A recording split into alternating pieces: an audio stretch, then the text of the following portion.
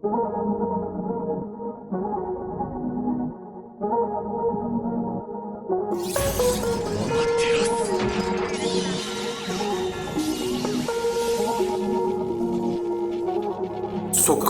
her yer kanter, ben de oldum pembe panter. Her yer doldu keşfe kartel, mecbur silahlandık anne. Sanki hislerimde sahte, dostlar sırtta kalkamazlar. Odaklandık para malle, unuttum nerede kalbim.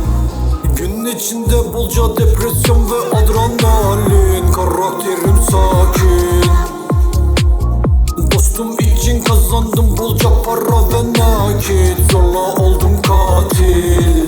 Dinle bir kere, aklımda var her zerrem. Sen gel kokuna, benle seninim Maria.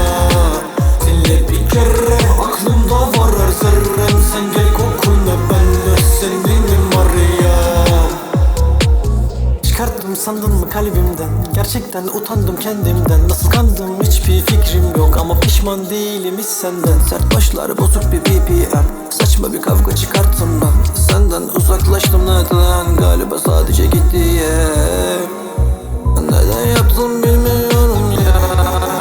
Dile istersen kal, bu hayat sanki GTA. Bir dinle ya, dinle bir kere, aklımda var her zerrem. Sen gel kokuna, benle seninim Maria. Dinle bir kere, aklımda var her zerrem. Sen gel kokuna, benle seninim Maria. Dinle bir kere, aklımda var her zerrem. Sen gel kokuna, benle seninim Maria. Dinle bir kere, aklımda var her zerrem. Sen gel kokuna,